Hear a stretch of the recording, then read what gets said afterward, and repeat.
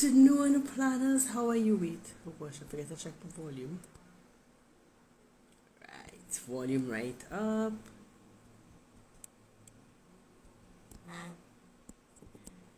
Alright, good afternoon, planners. How are you? How are you? Let me make sure and send out invites by time. All who wanted to be on all this excitement today.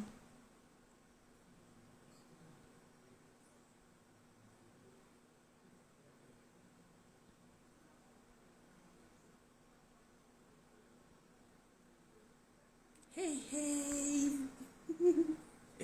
Right, let me just make sure I have everything up and working lovely. How are you guys? How are you guys? I know you all missed me last week since I didn't have a live last week. I know you all missed me. Yes. So we on. We just waiting on our guests to come on. So how has April been for you guys? I hope you all are enjoying it. Those who live here in Trinidad only know no more beach, so I am crying inside. No more beach. You know, that's my zen spot. No more beach at all. Oh my goodness, I am so sad. No more beach. No more beach run. That is the saddest thing for me because that's my mental health time. So, no beach run for me. Well, I only get to go to the beach once since the year starts. Okay, yes, our guest is here. Yeah.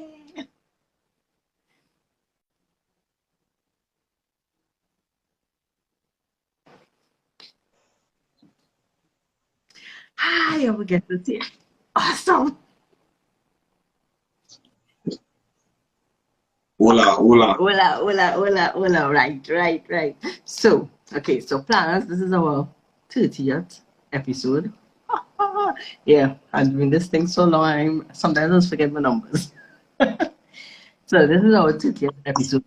April is all about financial literacy. So, it's a month for financial literacy. So, I dedicated this entire month about giving you all information and valuable information to help you guys make right decisions in terms of volume. Your money, literally. Really make proper decisions. So this is why we have the wonderful Mr. Belfon coming to give us some awesome information. And today's topic, I know majority of you guys was messaging me and saying today's about real estate. Yes, today's about land. We're talking about land today.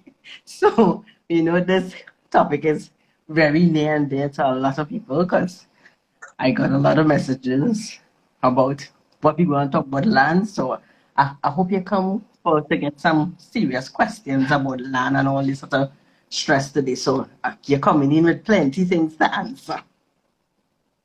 I hope you're ready for them. Of course, man, always ready.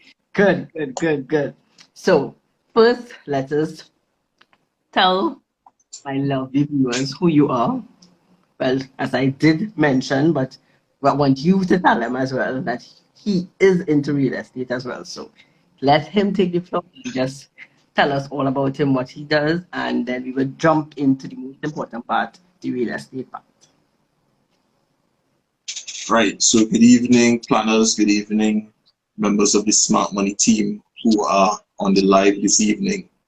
All right. So for those of you who don't know, I'm Renaldo Belfon. I'm the managing director of Scrio Business Group, which is one of the most enterprising real estate companies in Trinidad and Tobago, and I dare say the Western Hemisphere.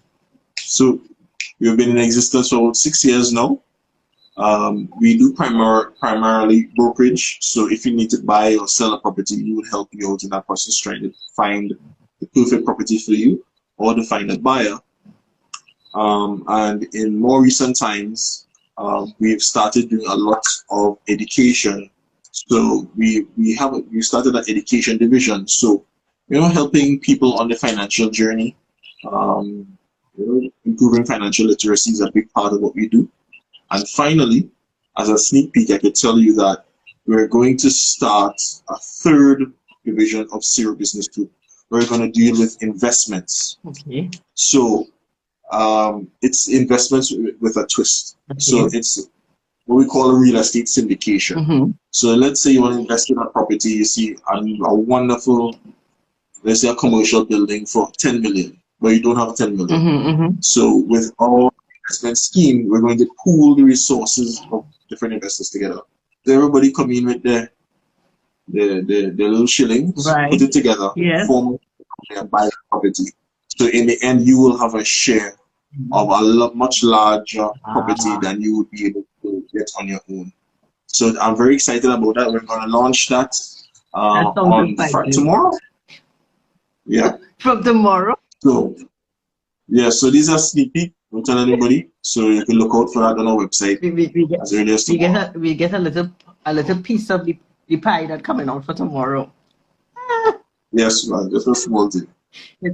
Yes. It's nice to share in your excitement and in your win, because that's definitely a win.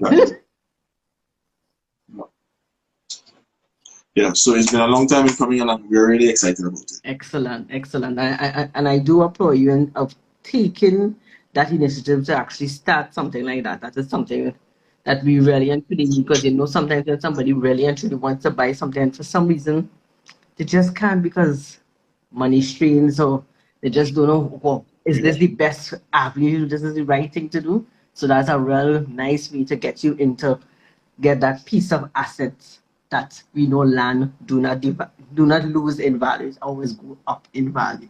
Correct. Most of the time. Correct. So all right. So let's jump into this whole real estate thing. So the last time we would have talked a little bit, he was getting a little juicy into the juiciness of real estate. So we talked a little bit about the difference between freehold and leasehold land. For those of you who might not have heard it before, you could just jump in a little bit and explain to them the difference between the freehold and the leasehold land, and then we're gonna go into and don't forget, you all could ask questions, short things that you think might come up in your mind. You want to find out, ask it. Hey, this is the right space to ask, so feel free to ask. So let's jump in terms of freehold and leasehold land. What's the difference? All right. So freehold and leasehold, it essentially explains what we call the land tenure. Right. Now,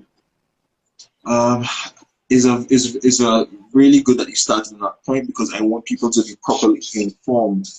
Now, we have a lot of people trying to sell property now, saying that it's freehold. Right. And you hear the word freehold, and they don't really give you a proper explanation of what it means. And you think that it means, okay, that means everything on the up and up, all the approvals are in, and by, and then you bounce your head a couple months later, you realize that, well, I put all this deposit and I can't get financing. Right. Because freehold, whether property is freehold or leasehold, it has nothing to do with the type of approvals it has. Right. So when a property is freehold, it means that you, as the owner of the property, let's say you buy the property, you own that property in perpetuity, meaning that you can pass it on from generation to generation. Right. Amen. Right. Once you follow the proper procedures. So unless there's some sort of mishap or something, that property will essentially stay within your estate and your descendants' estates in perpetuity. Right. Or as long as Trinidad and Tobago continues to be a habitable country. We ain't sure how long again that will be. Correct. But in theory, it is yours forever, or the descendants forever. Correct. Now, leasehold, it means that you have access to the property, but the ownership of the property does not belong to you. Right. And after a set period of time, it will revert to the original owner. Okay. So let's say you have a leasehold property that with a 99-year lease on it. You could put on it, you could put a swimming pool on it, you could do what you want with it. You even sell it. Okay. After 99 years has elapsed from that initial period when the lease was created, then it will go to the original owner. In most times in Trinidad and Tobago, the person who leases or the entity that leases real estate is the state. Right, correct. So places like where I haven't been in Trinidad for quite a while. But you don't know, some parts I'm from the leasehold. All right. So where Movie Town is Correct. in Port of Spain, I think all that area. Yes, and St. James too. Some parts of St. James too. And some parts of Santa Cruz. So, Santa Cruz? Yes, some parts. Okay, right, I didn't know. Yes, some parts of Santa Cruz. All right. Right. So where Invaders Bay is, where Movie Town is, that is, as far as I'm about leasehold property, where the lease, the owner of the property is the state, the government of Trinidad and Tobago, and they would have leased that property to, I believe his name is Mr. Chin, the owner of Movie Town, and I'm not sure how long the lease is, it might be 100 years, 200 years. After 200 years or however long, that property, that piece of land will again become in the possession of the state. Now, it may be possible for the state to renew that lease for, let's say, another 200 years, but it is on their, they made that decision on their discretion whether to renew the lease or not. Okay. But what's the long? Right? How long? So what's the longest length a lease could be? Or I'm not sure that there's an absolute maximum length, but in practice, the longest leases that you typically find are 999 years. Okay. So a very long time, probably longer than it will be. So the grand and great grand will get it if it continues. Right, exactly. So those of you who are familiar with Tobago plantations, where Magdalena Grand Hotel is in Tobago, those lands, I believe, are 999-year leases.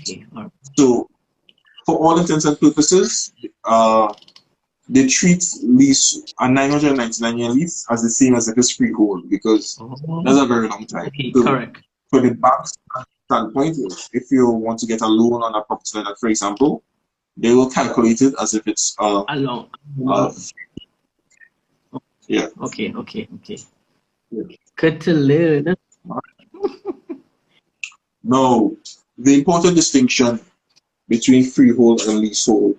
Now, there's a connotation that freehold is better than leasehold, but not necessarily. It depends on the context. Right. Let me show you a good example. Let's say you live in upscale development.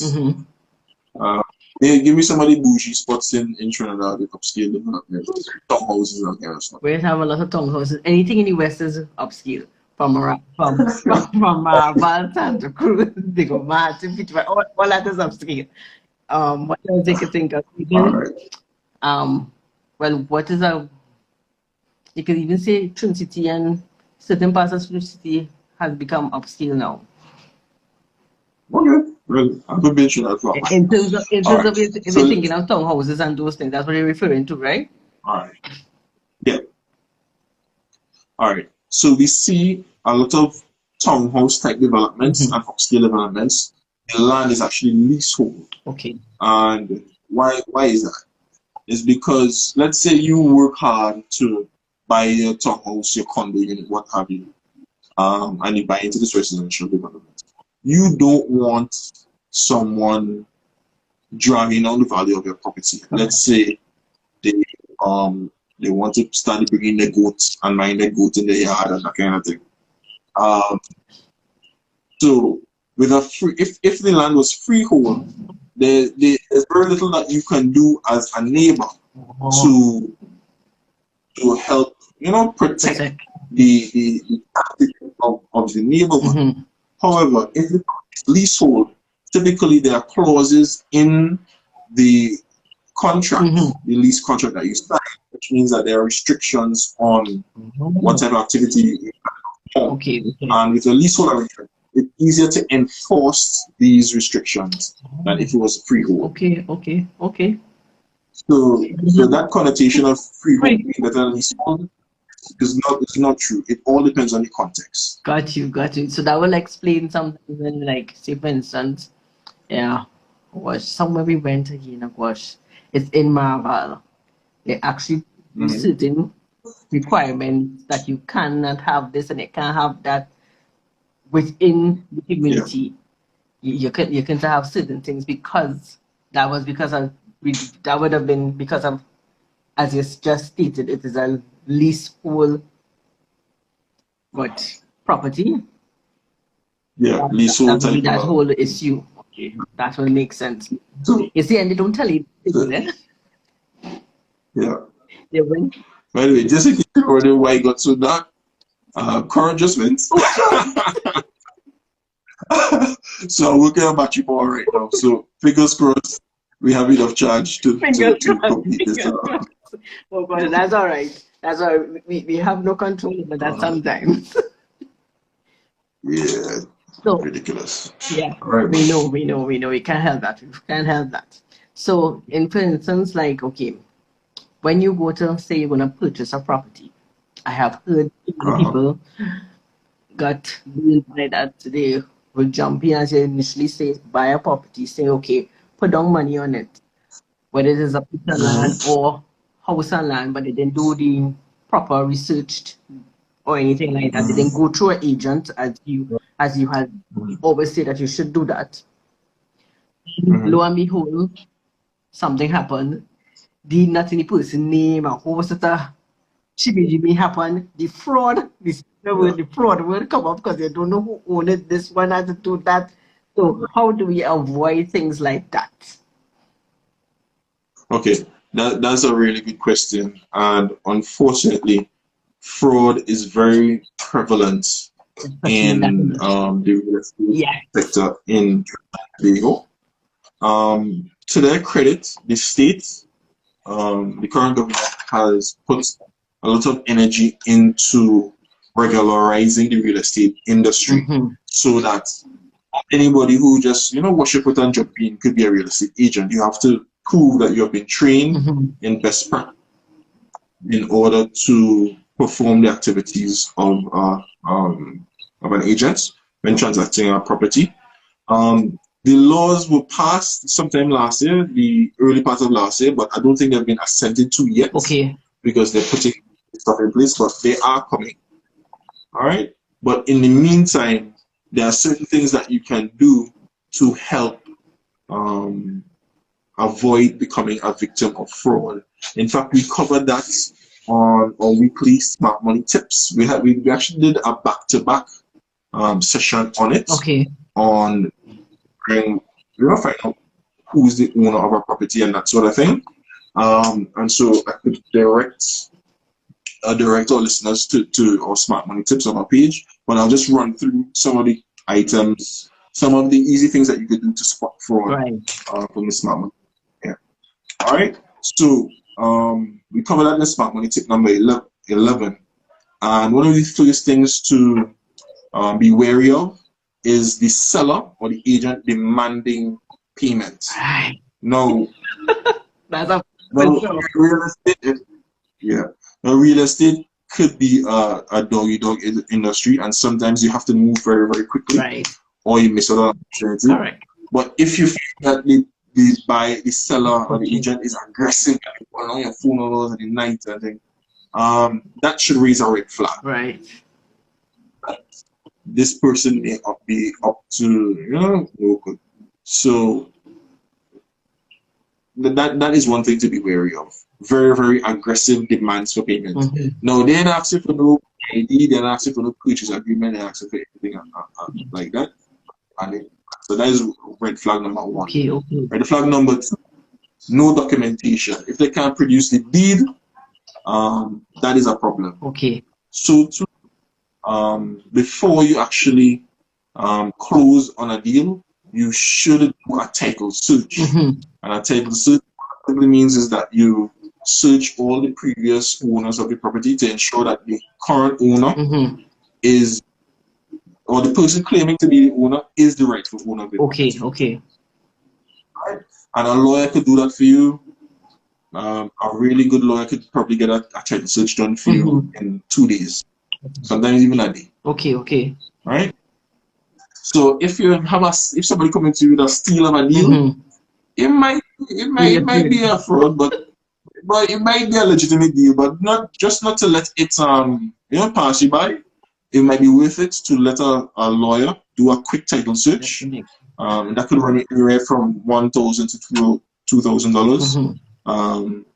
Well spent, because it gives you that peace of mind to, okay, I'm dealing with a bona fide owner or agent for the property. Okay, got you. Okay. Yeah, some of the other things to look out for is they do have access to the property. Let's say it's a house. Is it now get the keys? I'm gonna do. They do have that. Yeah, those things happen. People don't want to try to sell land they don't. People try to sell houses that they don't own. Shucks. They don't have the keys. They don't have access. They keep telling, "Oh, I forget the keys." Red flag. If they're difficult to contact. Now, mind you, if you make an initial deposit, which I strongly advise against, unless you do your due diligence and ensure that you're working with an accredited agent. Let's say you pay your deposit and then you find the person going MIA, you can't get in contact with them. The next call should be to the fraud squad. All right, sure that this person in abscond with your money. Right, and is if the seller or the agent refuses to work with a real estate agent. Right. Let's say you know a real estate agent or somebody recommends one. For example, Scrio Business Group is a pretty reputable real estate agency. Yes. If that individual refuses to work with a real estate agent and is adamant against it, and adamant that you shouldn't do a search and do sort of things, then it might be safer to keep your money in your pocket. Because sometimes when you see a property that you like, you fall in love with it. Logic goes out the window. Yes, that is true. But I always try to tell people to resist those urges and take it and go through all the proper steps. Correct, because you have to always bear in mind as a long-term investment. It's not something that I could go and change my mind in the morning. It's something that you have to live with. And it's also something that you have a long-term debt as well, especially if you have to go a mortgage on it, right? Yeah. So you have to take in consideration all of that. So as you mentioned earlier about people selling property that is not their own, let's talk about the lovely squatters. Yes, sometimes you may have a property and it have other people love it more than you, and they will be sitting down on your property and you're not aware that they are sitting down on your property, or even if you go and you realize they are on it, they put things in place to make sure they don't come back on. But now if they still insist on coming on, is there anything that you could do for that besides just going to the police? Because we have some worthless people, right? We know that. Yeah. Fortunately, I've never had to deal with a situation like that. Okay. Yeah. So apart from contacting the police, a justice of the peace might also be someone who could help in that matter, because they will know the proper procedures to go through. Because whether you like it or not, squatters have rights. Right. And so you have to ensure that you do not infringe on their rights in trying to, maintain control of your property. And as I mentioned that, I am aware of a couple instances right here in Tobago where persons would have occupied a property for a set number of years, and unbeknownst to the owner, because it was a large estate, and in the very center of the estate, homeboy they lived, and nobody knew. Oh my goodness! And it was a bit of a legal rigmarole to get the gentleman of the property. Wow. As far as I recall, though, the law requires that they can take adverse possession of the property if a squatter occupies the property with your knowledge. So I'm not sure that was the case in this instance, but just to make the problem go away a little bit faster, and from an ethical standpoint, because there are persons who may be displaced, right, and they may I don't want to say forced, but find themselves, illegally occupying land. And I guess as a form of compassion, I know of a case where, the actual owners, help them find alternative lodging and resolve a problem without it becoming a big legal issue or a police matter. I'm not sure if all things like that. If all problems could be resolved like that, all of these solving problems. But that is, I guess, an example of it. Finishing on a peaceful one. Right. A peaceful one, yeah.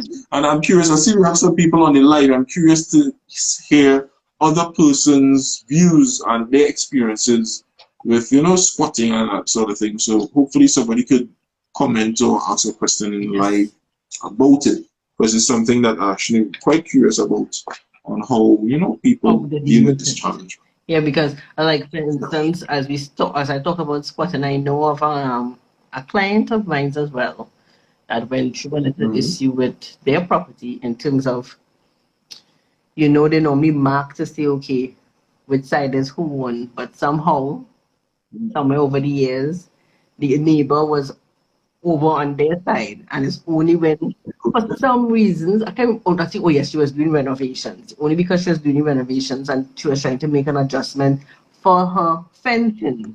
Then they would say the neighbor was over, and it was a whole problem because the neighbors said that they were trying to fight based on the length of time it was over, basically. Yeah. Even though on the deed said A and B is your side, C and D. I'm curious, was the neighbor aware that they were encroaching on the other person's property? I think the neighbor's father was aware of it. Okay. I think so. She said the father, but the father passed. So you can ask the person anything, right? The mental motives. He had passed already. Okay. In that case, I mean, I know you're supposed to, they will do the survey and put the pins in place to show you where your spot is, but sometimes, I mean, things that happen, it might fall along, something like that, and people will still put up a fence and don't even realize they're encroaching on the neighbor or something like that. So, how do you solve like that?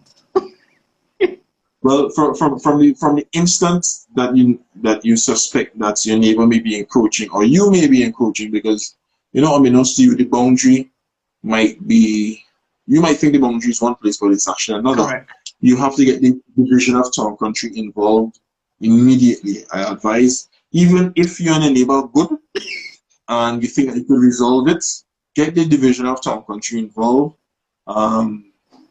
For your own sake, right? Because your neighbor might be good, but then you realize that the spouse, right? True. So true. So true. So I'm actually dealing with, or I'm aware of a couple cases where there was encroachment, one on a commercial property, one on a residential property. In the case of the residential property, my client went through the proper steps. He went through the town country division, and the town country is the one who ordered the survey to be done, interpreted the survey, and the town country, people don't realize it, but town country is one of the most powerful organizations in Trinidad and Tobago, because they can mandate you to make changes to your property, even destroy your property if they deem it to be a risk to the public. And in this case, the town country, they made recommendations for the offending party to adjust their wall. In fact, they were supposed to destroy the wall, but because of they also did a little bit of mediation, right, from what I'm told. And so in the party that encroached on my client's property, they paid them some compensation, and they said let bygones be bygones, and they redraw the boundaries. Of course, the party that encroached, they would have paid for the surveyor, paid the legal costs involved, and that sort of thing, to reestablish the boundaries and make adjustments to the deeds. But That's another good example of the of a matter getting resolved amicably. The other matter is not so amicable. In fact, I believe it's in, I believe it's in the courts, so I can't speak on it now because it's sub judice. So I can't speak on it. And I guess that's the other side of the it. other that sometimes land encroachment issues can take, where it can unfortunately end up in the courts and languish for a number of years. Right. Um, And that money yeah. you can't even use it, you can't do nothing. Yeah. Yeah, the only people guaranteed to win when you go to court are the lawyers. True. So True. try not to end up In that going to position. court. So true. Yeah. So all right, like as you're saying about all of this, so Mhm. you have a piece of land and you Mhm. leave it for your children and grandchildren and all that. You pass. Mhm. Somehow, let's say we forget about our will. We didn't write no will, but we say it by word of mouth to our children. This is the split between Jim, Jerry, and John. I started getting headache. I'll give you I started some. getting a I'll give headache, you but some. yeah, go ahead, listen. I want to give you a little headache. Oh God, it's good to have a little headache. Yeah, I'm gonna take two Panadol. And you're going, mommy said or daddy said it's split it between everybody. But mind you, it's eight a we have to split again. There's nothing justifying to say, okay, how this piece of land gonna split between eight of us? But only one wants it. But the others don't want or don't want to have it. Everybody they believe they should have a part of it. How is that solvable? You mean that only one party wants it for themselves? Correct, but the others don't want to have it. They want it as well too. Because they want to leave something for All right. their family, their own family. Okay. Let me ask you a very important question. You said mommy passes away and leaves this property with verbal instructions to her children. Correct. A very important question, where is daddy? Is daddy still alive or daddy passed away? Parents dead, everybody dead. There's only children. Okay, because why I asked is because if daddy is still alive, nobody can do nothing. Correct. That could be easy. And another spanner in the works to consider. Let's say daddy passes away and mommy alive, and then mommy remarries. Oh God, stepdaddy. Yeah, you didn't think about that. Give me a headache. You're causing more bacchanal. Right. People don't often think about that. They think, yes, we all grew up together, all mommy and daddy bought us this. Correct. But let's say daddy leave first and leave mommy behind and mommy marries. Then that open up a whole set of kind of wounds.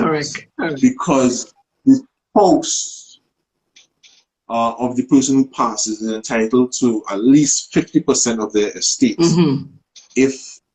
Unless a will was drawn up. Right. No. Even in a case where the spouse they say, nah, me, I want nothing, I good, I have my own property. Even if they say that verbally, they still need to provide documentation stating that, yes, I forego any rights to the estate that for my deceased spouse. Because in a case like that, it would be 50% to the spouse, or the surviving spouse, and 50% to the children, no matter how many children they are. Okay. All right. So now, in the case where I think it's 8 children in the example. Yes. Where there's 8 children in that example, all the 8 children. Let's say that there's a stepdad. All the 8 children have to share or entitled to 50% of that estate. All right.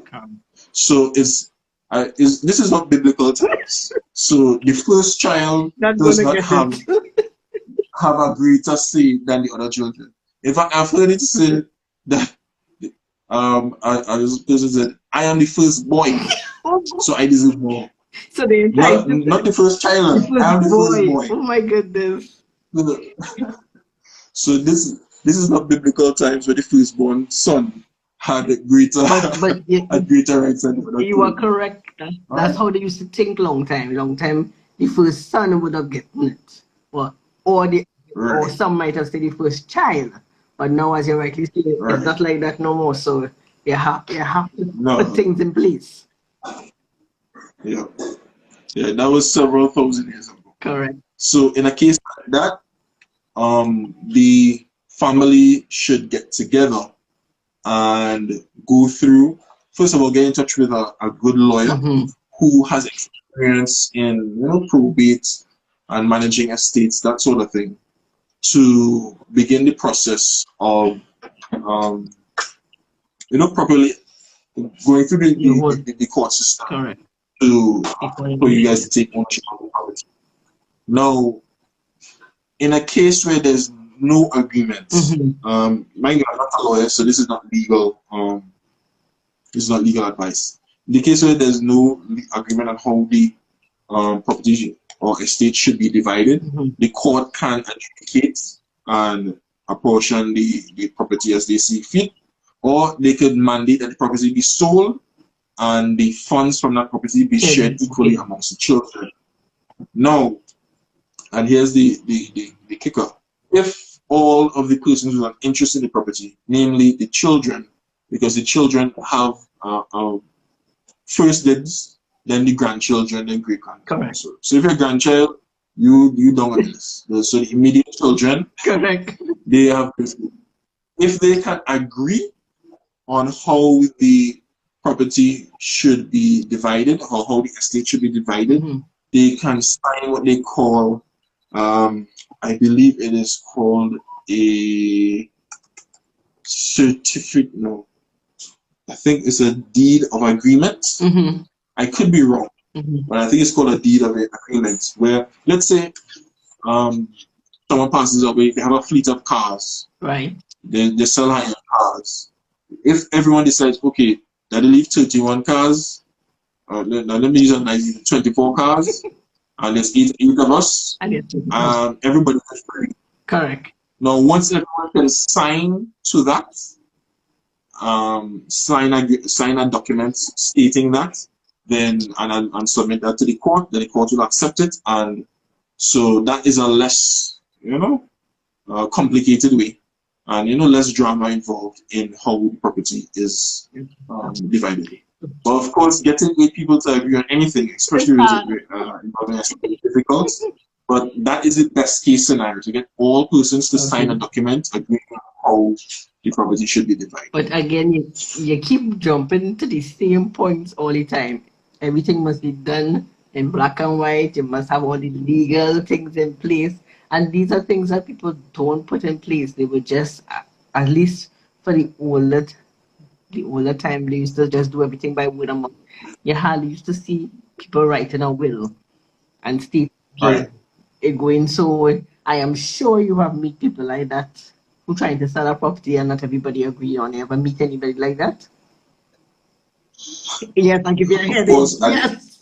it, it, it hit very close to home. Trust me when I say that. Yeah, oh, yes, Right. that is But that is usually the issue. And you know what the sad part I find personally is that the parents or the grandparents would have worked so hard to get this piece of land, and then to see you all fighting just after all that 20 naira walk went you. And land then, yeah, I mean, it wasn't that expensive back then, but land now is so much more money. So I know they're fighting over the thing. and half the time is not, you're arguing about stuff that happened in childhood, and those arguments are resurfacing. Those issues are resurfacing. Correct. And so sometimes when um, issues are swept under the carpet and persons are not allowed to heal, Mm-hmm. you find that 30, 40 years later, those issues resurface. And unfortunately, that stops this property, this real estate, this asset, whatever it is. It stops being a blessing and it starts being a curse. Oh, Because we talked last time about the generational, correct. the generational impact Correct. of assets and wealth. Because real estate is one of the ways you could pass on generational That's wealth. correct. Uh, Correct. Parties have to play their part. Those are decided the living, and those are this part of the not living anymore. True. True. Right? But you raised a very important point there about the wills, and persons are afraid of making their will. Not so much afraid, but they don't do it, and I think it's because of a lack of knowledge. Correct. But I could tell you now, and so for everybody listening on the live this evening and those who listen to this video in the future, preparing a will is one of the easiest things that you can do. So true. You just need to deal with two people. You go to Mr. Google, and do as I did, type in will template. True. Bloop, bloop. As you come, you click on one, you download it and you print it. You write in your name, you write in who you want the house to go to, you write in who you want that asset to go to. So it's very simple. True. So there are templates that you can get online. Mm-hmm. If you have the money and you have the resources, you can have a lawyer prepare a will for you. Admittedly, that is probably the better route to go, because the lawyer can also advise you on issues that you may not consider, for instance, taxation, that sort of thing. But if you want to go the cheap and easy route, google.com will templates. And from there, you can have a lawyer look it over if you want, or you could go to a commissioner of affidavits. Yes. And so the commissioner of affidavits will look it over as well, make sure you're signing in the right places, that sort of thing. And then they'll require you to come with two witnesses to their office. You sign, your two witnesses sign, and bam, your will is prepared and is now a legally binding and enforceable document. And now where you're saving, you will know. Tell them that. Right. That's a good question. Not under your mattress. Yes, we had a mattress on me last night. Exactly. Because really and truly, people will do wills, and it's where you put it. Where do you put these vital documents? You cannot put mattress. You can't make a hole in the backyard and put the hole in the backyard. That don't work. You're supposed to put it somewhere safe, somewhere where you and somebody else know. It could be in a safe in any house. I don't know. We still have bank safes. I'm not sure. I don't. That's a good question. I'm not 100% sure if we have bank safes, but if we do, we could put it in there. But you can just buy a safe and put it there, and you want somebody else know the combination to go in the safe to get it to know. That is the easy thing to do. And the administrator of your will also, not only you should retain a copy, but the administrator of the will should also have a copy. Correct. So that the administrator is the person who, in the event of your untimely death, they will ensure that the instructions of your will are carried out as close as possible to how they are stated. Correct. And the administrator usually can be a close friend, or it have to be a lawyer. I can't remember that one. No, it doesn't. It doesn't have to be a lawyer. Okay. It just has to be somebody that you trust to to execute your affairs. Now, as we on the bill talk, I don't know how we reach quite down by bill, but someone brought this to my attention recently, because I work with some pretty good bankers and some pretty good insurance agents. Now, let's say you have money in the unit trust or the bank, who have you. Now, who you list as your beneficiary? I forget the team. I think it's called your beneficiary on your bank account, and definitely on your insurance policy. That supersede what is on your will. So you have to keep that in mind. So you don't want an issue where the two do not match. So you can list your beneficiary as your mom before you're married, and then you take out this policy. And you got married, and you can prepare a will, and they started writing your wife name, and then you forget, I need to go in and change the beneficiary to my wife because you go on never create some bacchanal between your wife and your mother. True, true. But to Right? be honest, I will tell you for Mm. sure, yes, I had my stuff like that before I got married, and after I got married, I changed all of it one time. So at least Okay. it's running with the relevant people that's existing. Although I don't think mommy will do anything, but you know how mommies just be. Yeah. Let me ask you a question. You told the significant other that you made them the beneficiary, Yeah. that you made it. Okay. I always wonder about that. I wonder if I should do that. Yeah. Because you know, He take care. he is Me and my wife give, he's and she one. decided to bump me off. No, no, no, he is one, And and my sister is on, yeah. okay. Yeah. They're beneficiaries for everything. I know for sure I'm leaving it for somebody else to take care for me. You know Okay. my instructions. All right. Good. You have to make sure, as far as I see, you should always pick somebody who you know will honor your wishes. That's somebody. Mm-hmm. Okay. So what you ain't gonna make it significant other your beneficiary or your kid? No, I'm not saying I won't, but I'm not sure I will tell them. Why you wouldn't say? They have to be aware. Let me hear the reasoning behind it. It's like a conversation. Take care she get vexed. Take care she get vexed with me and decide to bump me off. Pour a little rat poison in the No. coffee. Well, okay. No, that is bad. That is bad. No, no. This is bad. I mean, although we just have all the days a running joke like that in the household, Yeah. a running joke like that, I would not lie. There's a running joke like that. But I know it's on kicks. But no, as far as I see, you should be aware. That is my opinion. You should be aware. So at least if untimely that happens, you know, okay, your name is here, this one name here, that one name there. That is me. Okay. But on a more serious note, one of the things that I think that some people are concerned about is that if you reveal to persons, okay, that you are my beneficiary and you are in my will, that might create some tension, not only between you and that person. Correct. Let's say you leave out, you Somebody. have, you have everybody have that one family member. We can be So some people have several. This one family. So how come I not in your will? Right? true, true. So So I guess people being the kind of somewhat private people we are with those Correct. sort of things. Correct. I suspect that that's why some people don't mention even if they have a will, and some people don't bother at all because they're worried about that. The You effect. know, Yeah, because you really stress on correct. tension. Correct. I know that. Correct. And you have And how come you do that for and how she? you put I my was here every name there. time. Yeah. Well, you see, that is where for me personally, you have to know Uh, who you put on it. And for me personally, mhm.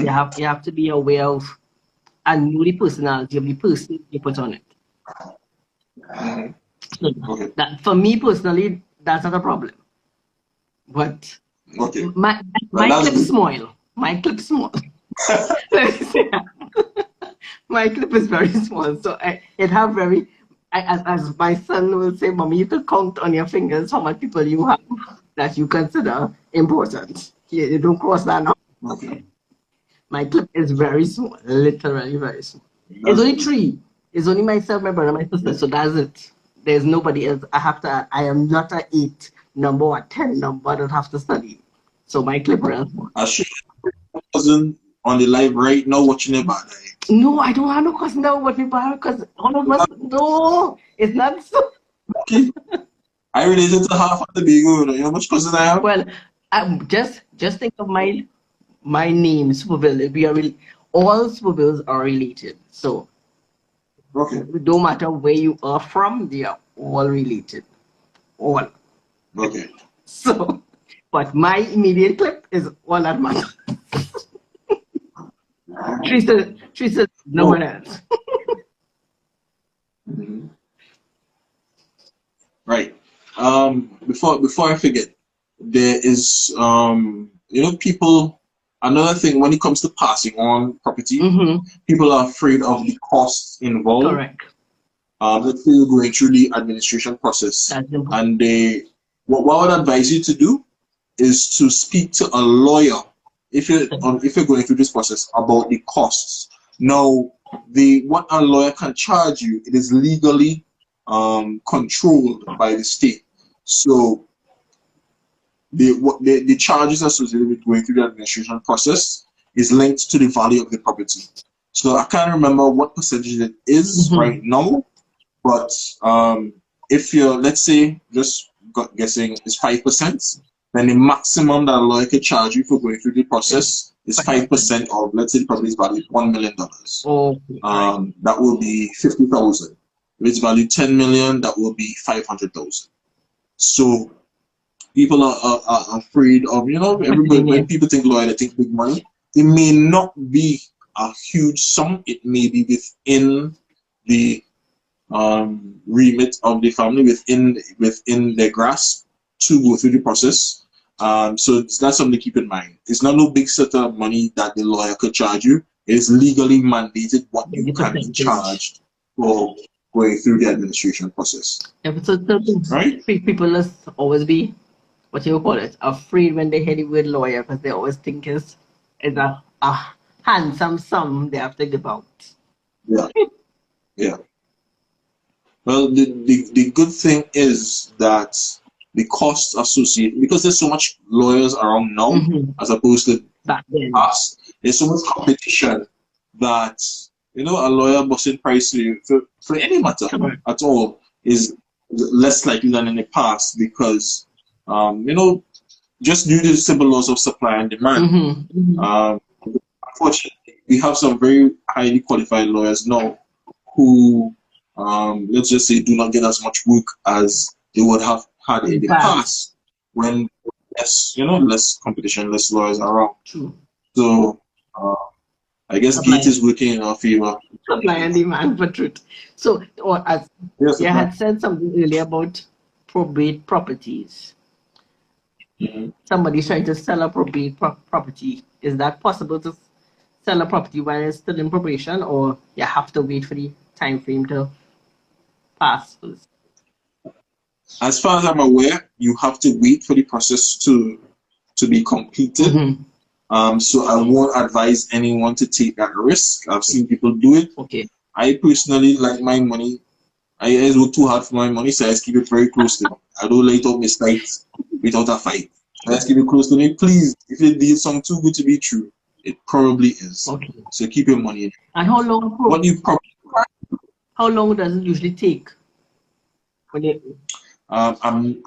can't say that I'm an expert in this, but I spoke to a lawyer recently who went through the process in like 2 years, and so she was pretty pleased with that. So, so I imagine it could be a multi-year process. Okay. But I encourage people not to be disheartened, because someone would have made a very big sacrifice, to go to. Yeah. Got you. So what I was about to say is that what you can do, as opposed to, let's say, trying to buy the property outright, what you can probably do is get a lawyer to draft up an agreement where you have the right of first refusal on the property. Okay. So that is a way to, show the seller or the potential person inheriting the property that you're serious. And so the lawyer could prepare agreements and say, okay, Letitia Superville agrees to purchase this property after it goes through the process, the probate process, what have you, for, let's say, $1 million, and they put, let's say, a $50,000 down in escrow. Right. Now, what that means is that that money does not go to the person who is trying to sell the property. It means that a third party, in this instance the lawyer, will hold on to that money, and only when the property has gone through its the probate process and is now available to be sold, then they begin the selling process in earnest. So by giving the money to that trusted middleman, it shows the seller that you're serious, you're pouring up with your money. But at the same time, you haven't put that money into a black hole. You know, it's with your lawyer. And only when the property is able to be bought legitimately, then is when that agreement kicks in place. So that is one way of mitigating risk in an instance like this. And sometimes you need a good real estate agent to help you think outside the box to solve some of these problems, rather than just parting with your money and putting it at risk. All right, a question just came in. How long can money stay in the escrow? In theory, as long as you leave it there. It depends on, I guess, how bad you want the property. Some agreements will have a stipulated time frame where after, let's say, 90 days, if you're buying a piece of land, or let's say a case like that, then you're entitled to request your money back. Let's say if the seller does not fulfill their end of the obligation. But in theory, once both parties agree to, continue working on the deal, let's say some sort of paperwork is holding it up. Once they both agree to leave the money in escrow and continue on the deal, then you could stay there for years. I've dealt with my very first, my first ever deal was my biggest deal ever. And to this day, 6 years ago, 6 years later, and there was a little issue with some of the paperwork, and that deal dragged on and was in escrow for almost a year and a half. Okay. But the buyer really wanted it to buy it, and the seller really wanted to sell it. So it was in both of their interests to stick it through for a year and a half. So it all depends on how badly both parties want this deal to be successfully executed. Okay. Learning something. We always learn something new. Yeah, man, this is fun. Say it again? I said this is fun, man. Yes. Yeah, because we always hear about escrow. I never really knew it could stay that long inside it for that. So that was a question. Yeah. Any questions you want to ask about land, property? Yes, or look at the top of his head and question it. I don't have to only be the one asking all the hard questions. Anything you all want to know about purchasing land? I've seen some more people coming on. Yes, I've seen people just popping on. Yeah. All right. Well, while they're formulating the questions, I wanted to touch on a few things because the original title was why real estate. A mortgage. First question. Or a loan from the bank.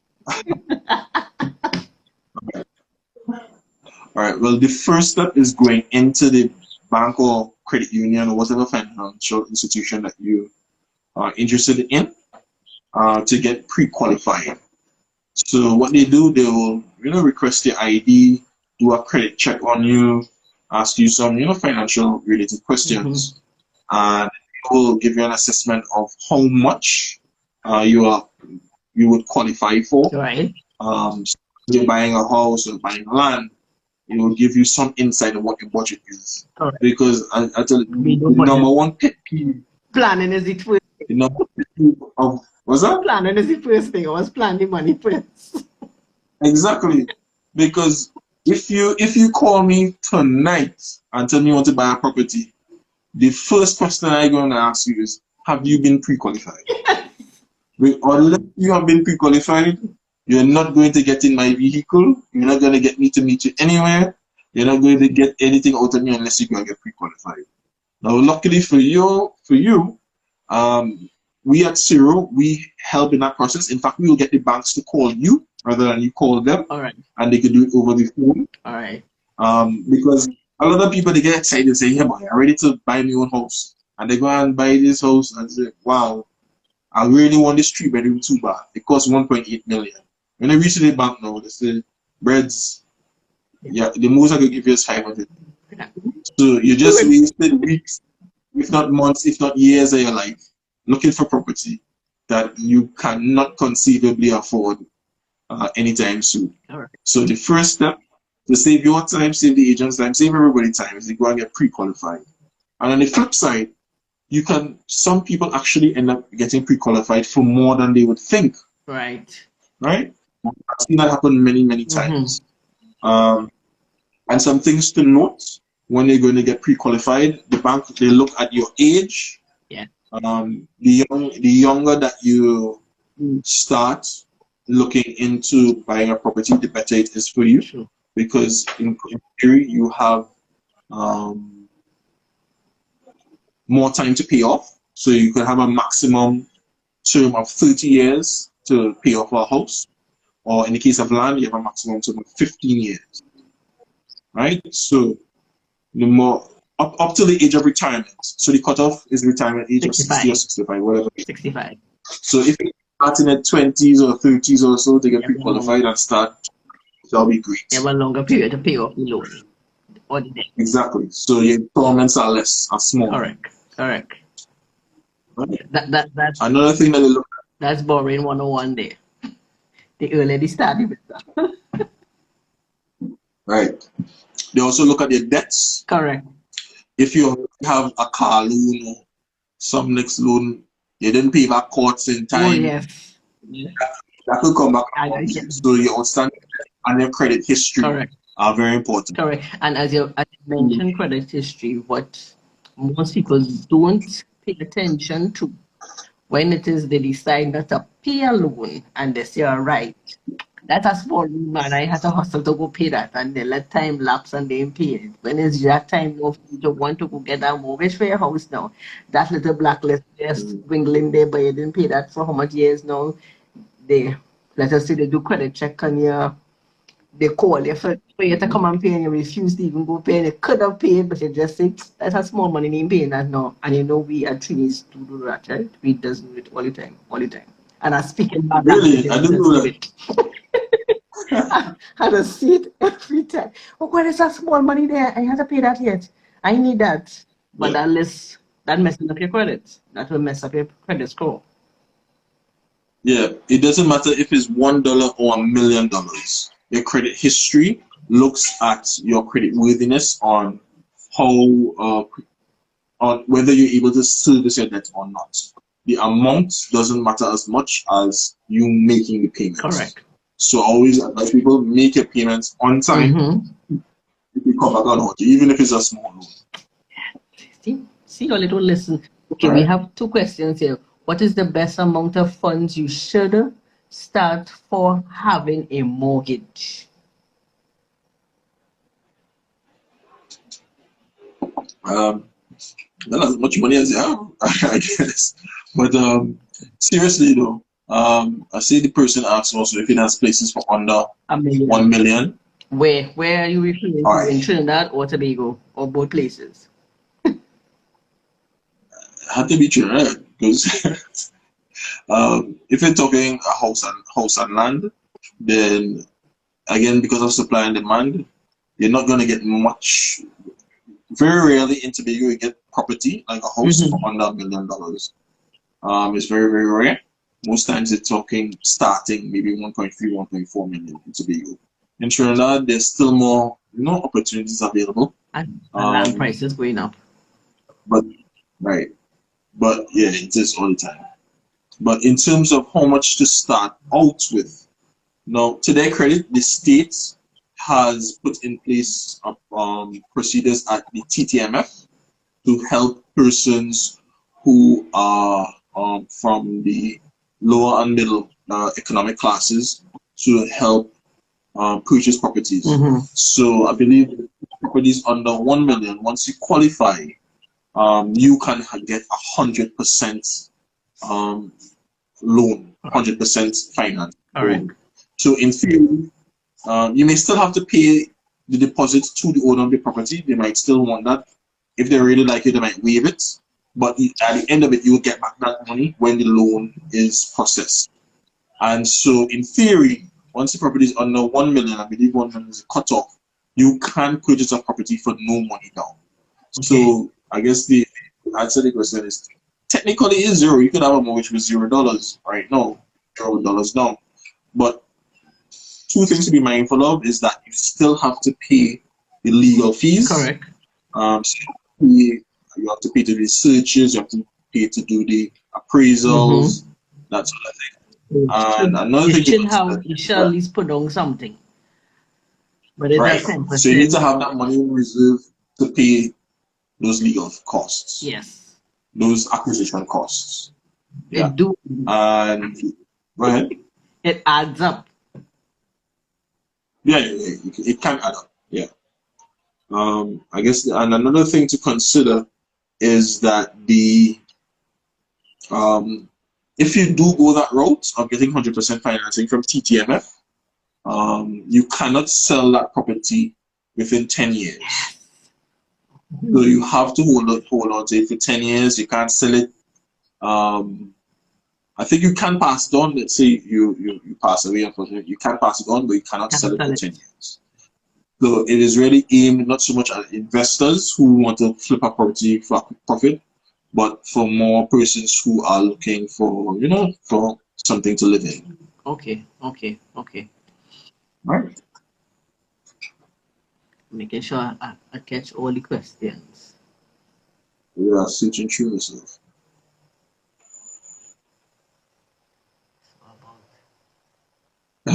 So the person saying, so about 100,000. Yeah, 100. Is it one about 100K? She's saying it about 100K should be a good start to put down for a mortgage. Yeah. It will mean that because you typically have to pay down 10% of the if it's $1 million, yes. property value. Yeah. So 100,000, that's the deposit. No, you don't have to pay 10%. There's no legal requirements to pay 10%. That is just a cultural norm. In theory, you could negotiate and pay down only 5% or 3% or 2%, whatever the seller agrees to. So you don't have to front all that money one time. It all depends on what the seller agrees to, or the vendor, to use the proper real estate parlance. Okay, so all right. I'm seeing any regulations on renting the property with 0% down financing with all the colors. I see everything on. Yeah. So there are no. From I am Jacques. Hello, Jacques. So to answer your question, as far as I'm aware, there are no restrictions preventing you from renting that property. At the end of the day, it's yours to do as you wish. The only requirement is that you make your payments and that you don't sell the property within 10 years. Okay. So there are no restrictions on that. And I think it's modeled behind the system in the US, which you may be aware of, Jacques, at Tobago Business. It's similar to the FHA loans in the US, where you could have a 2 to 3% down payment. And there are some restrictions. I believe in the US FHA system, it has to be owner occupied for at least 1 year or 2 years. Then you can sell it. But in TNT, it's 10 years. But no, there are no restrictions. Good. All right, so let us ask, as we're talking about property, and he hit something very important there. What about when we have a piece of property, but we living on top, but we renting below, or we renting a portion? Remember, we had that discussion last week. So let me bring that in to this week's conversation. There's no wait. I see another question pop up. Or comment, wait, well, they're going too fast. Oh, he said the FHA loan requires you to live in the property for 2 years. Yeah. So I guess the American system is a lot more investor friendly. Like most things in the US, a lot of it real estate. I think the US is the Valhalla for real estate investors, because so much is skewed in favor of the investor. They really encourage people to invest in real estate, and it is here that I hope to work in the future to start doing investments stateside.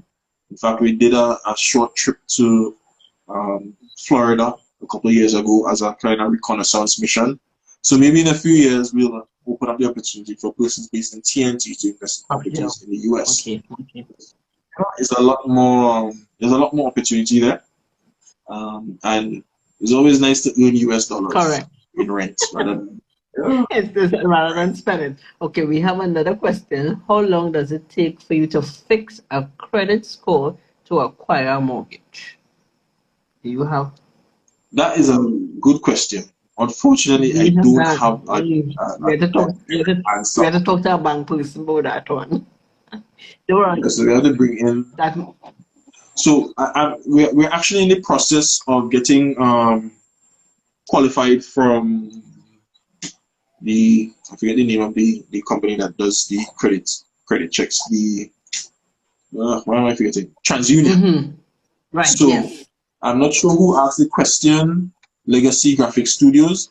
Our Legacy Graphic Studios. If you could send me a message on our IG or Facebook page in about a week or so, and I'll get some word from TransUnion on that, on the length of time needed to repair your credit to help answer your question. But that's a great question. So something for me to do some research on, for all of us to be correct, especially when you have a bad credit and how bad it affects you, because we know when we look at the internationally, they always talk about credit scores and all of that. We don't do that on that level per se, correct? Can you repeat that? When you watch internationally, you always study about making sure your credit score is this right specific number. We don't really promote that here especially in Trinidad and Tobago. I don't know if the other Caribbean countries does that. Well, it's becoming more and more important, and I think that might be a nice lane for someone to become an expert on. Correct. Because I know that persons would value that information. Yeah, that's credit. So for all the listeners, there are people who actually offer that service where they will teach you how to repair your credit, like in the States, Canada, that sort of thing. So that is an area for persons to explore, maybe becoming a local expert on credit repair in TNT, and position themselves as an expert and sell those services. True.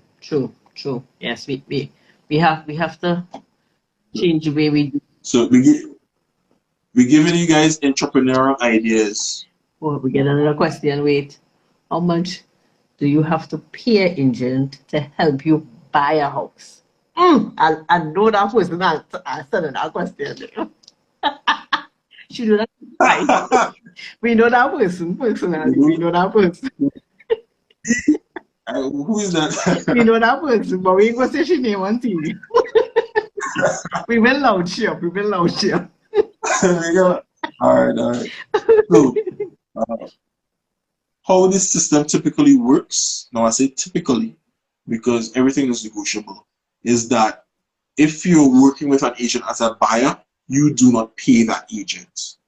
The vendor or the seller of the property is the one responsible for providing the commission or paying the commission. Correct.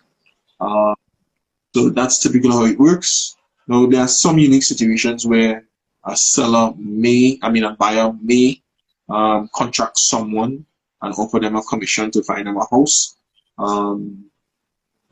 But for instance, if the property is not on the market, the person does not, the person said they don't want to sell, that kind of thing, and the agent convinces them to sell off-market listing, then in a case like that where the seller may not be willing to pay a commission, then it might be possible to work out something between the buyer and the agent and the real estate agent.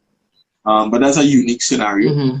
By and large, it's the seller of the property who pays the agent. Okay. All right. Here's another question just come in, and then you'll read the other one. So one person just asks, if it is a property owner decides to sell their own property for themselves, right? But agent comes and asks them if they want them to assist. Is that the same process as what you was just explaining? Would that work the same way? So they will be their Yes, own all the time, and then an agent see the sign and asks to help them. Is that the same? yes. So yeah, in a case like that, then the agent will probably ask you to sign a listing agreement where you will essentially outline the terms of engagement, Mm-hmm. and you'll discuss remuneration on what percentage. Typically they pay uh, uh, between 3 and 5% of the selling Mm-hmm. price, to the agent. It's a little bit more complicated when the owner tries to sell initially and then they work with an agent.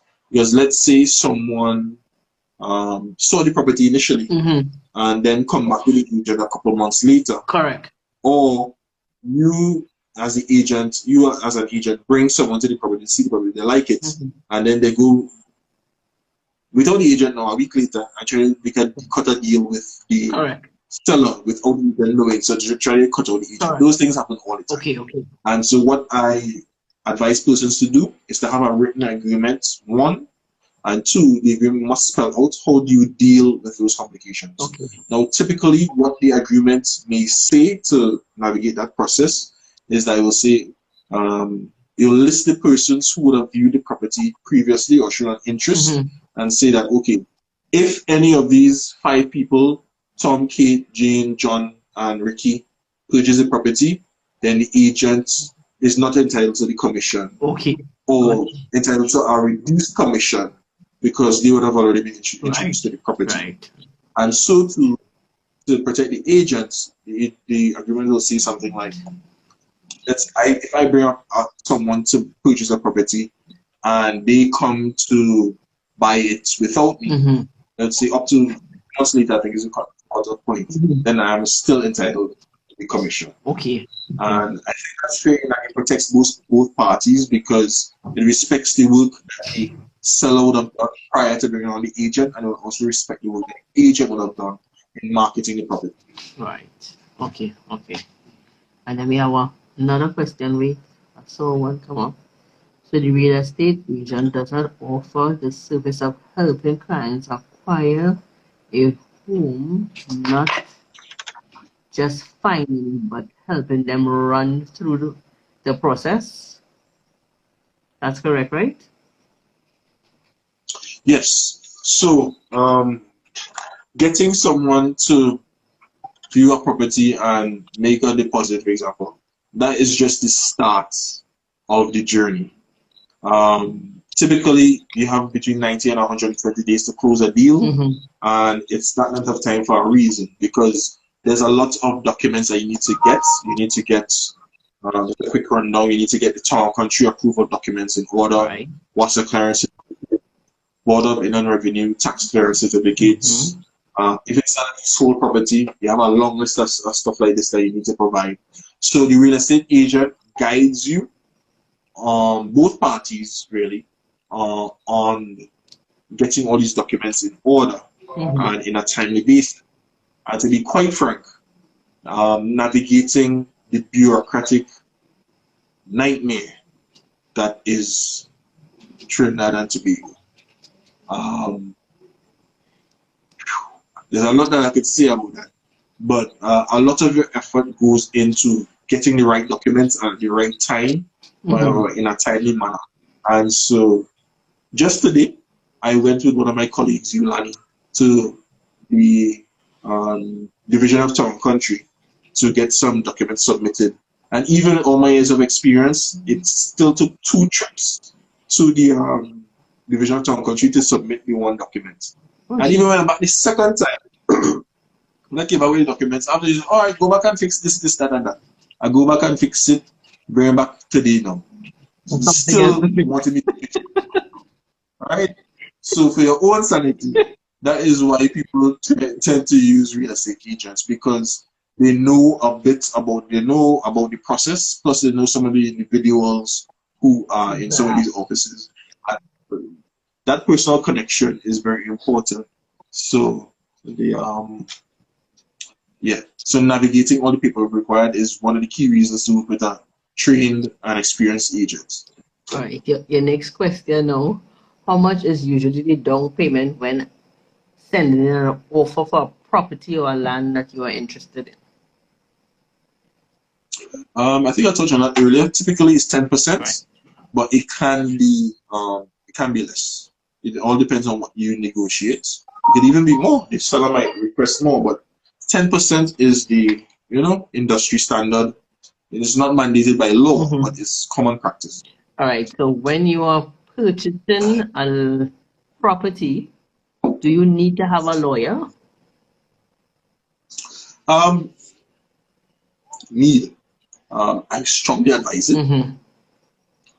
Unless you definitely need a lawyer to commission a search group to search the property, and you need also a lawyer to prepare the purchase agreements. So yes, it is advisable that you have a lawyer do that, and a lawyer that is a registered attorney admitted to the bar in Trinidad and Tobago, because we have persons who they might be a lawyer, they might have a law degree, but they may not be admitted to the bar.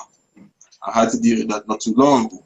So I have to ensure that the lawyer is admitted to the bar and, permitted to conduct transactions. Okay. All right. Next question now. What occurring costs do you have to budget for when buying land? And what is the average cost of, I'm assuming, it's to purchase land? Average cost. Well, Jacques, it depends on where the property is located. I can tell you that there are certain parts of the country that are more affordable than others. I could think about Eastern Trinidad, for example. Sandy Grande right now is going through a real estate boom where you can purchase a parcel, a 5,000 square foot parcel, which is the minimum lot size in TNT from the mid 250s, the mid 200s, sorry, maybe even less. In Tobago, because of supply and demand, you're looking at somewhere closer to 400,000. Yeah, exactly. So it's a lot more. You may get some more affordable parcels, more in the countryside. Right. So it all depends on location. So some of the areas that are more affordable in Tobago are some parts of Orange Hill, some parts of Arnorsville, some parts of Roxborough, areas that are a bit, apart from Orange Hill, a bit away from the main towns like Scarborough. But it's affordable, and nowhere in Tobago is far. True. Right? True. That is true. So, in terms of recurring costs, the major costs associated with land is property taxes. Now there's a tiered system. I can't remember all the tiers, but the property taxes is linked to the rentable value of the property. And for residential land, I believe I think the cutoff point or the minimum is like 500,000. I think 500,000 and below, or 450 and below. They pay something like $450 a year with the new proposed So is so our average lot size of, let's say, 5,000 square feet, valued at around 400,000, looking at something like $300 to $400 per year in property taxes. So not a huge amount. Okay. All right. All right. Now, if you type in property tax calculator Trinidad and Tobago, it will carry you to property tax calculator. There's one provided by the state, and there's one provided by I think it's a law firm, to give you a rough estimate of what the property taxes will be based on the estimated rental value of the property. So even before buying a property, you could get a rough estimate of what the taxes will be. Ultimately, it depends on what the government assessors assess as your rentable value. And I know right now they're doing that exercise right around the country, estimating rental values in anticipation of the launch of the property tax regime. But that could give you a rough guide of what the property taxes are. Okay. In terms of the property tax, are they included in terms of how much rooms, bathrooms, and all that, or it's just based on the land that the property is on? So if you're in a structure, it depends on the type of structure. A commercial structure attracts a higher tax rate than a residential structure, Okay. and industrial, of course, higher than I think regular commercial and residential as well. So it depends on the type of use of the building, and they also look at the where it's located. Location. That is another. So there are different bands, I believe is what they call them, or regions. I think it's zone 1 to 7. Zone 7, those in the highest zone, I think zone 7 is the highest. You know, your Bel Airs and there's the next big shot place, South Park, and the better place. So the location where you buy the property, the band that you're in, the more affluent areas will be in a higher band, and their tax rates will be higher than if you're in a more, middle class area. So the location of the property is also important, and then on the fine scale, it depends on, I think they do look at number of rooms, and that sort of thing. So it's cost scale and fine scale, location, type of property, location, and then ultimately the features of the property are some of the key things to look for. Okay. All right. Another question came in. What is the difference between a plot and a lot?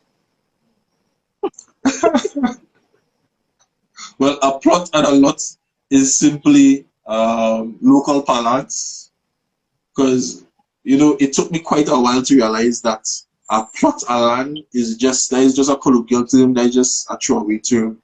And what we mean when we say a lot in Trinidad and Tobago is 5,000 square feet. That just becomes standard practice because that is the smallest the smallest parcel of land that the government will allow you to sell or subdivide.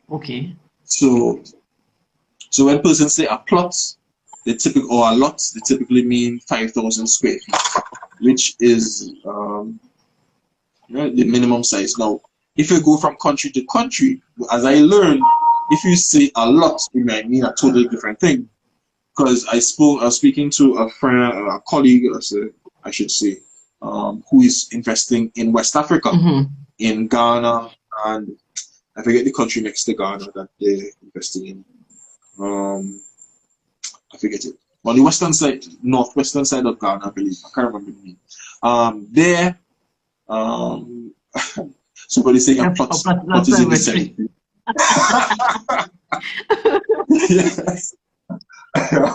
Right. So in other countries, in the country that he is looking to invest in, the minimum size of parcel you can buy or sell is 3,000 square feet. So saying a lot in Trinidad and Tobago means means something totally different than if you're in another country. So it's not an international term, it's just a local term. Okay. Oh, one quick thing I should mention. That thing about 5,000 square feet being the minimum plot size is not totally true. So you can have a smaller plot size, and there are some developments in Tobago I know of with 3,000 square foot parcels where they typically do government housing schemes.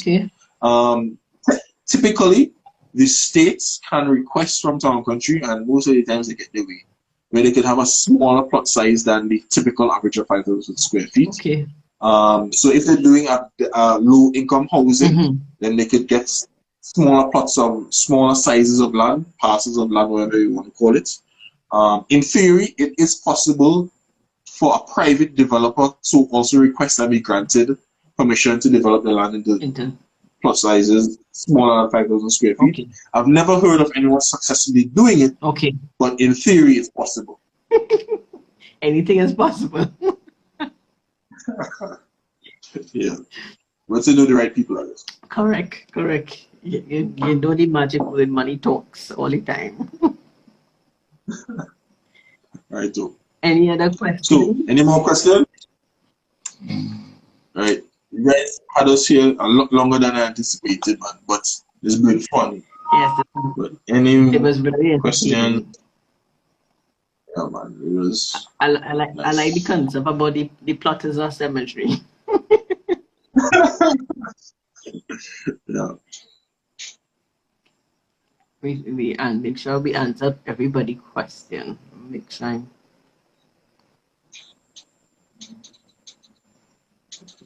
Right, we didn't miss no questions. I think we answered everybody's question so far.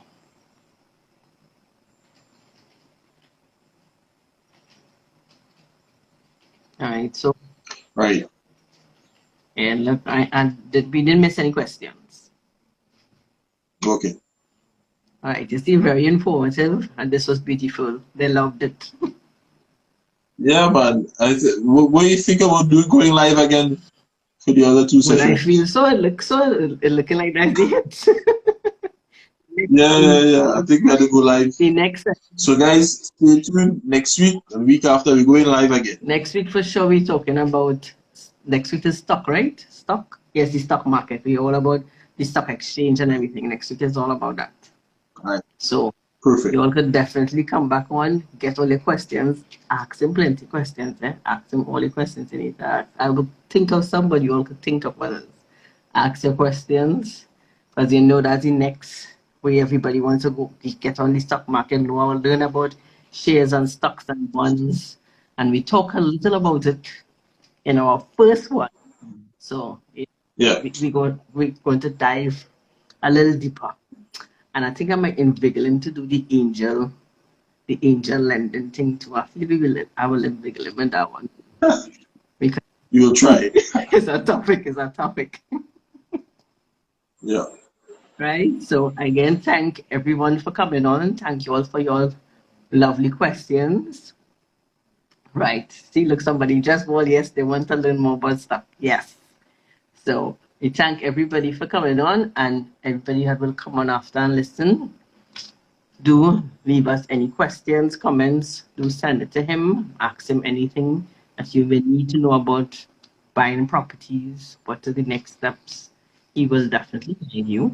And we look forward to see you all next week for our stock talk. Yeah, man. Feel free to shoot us any questions. Maybe if you can't make it, shoot questions in advance on the Destiny Planners page or the Scrio Business Group page, and we'll definitely answer them next week. No problem. And bye. All right. Ciao.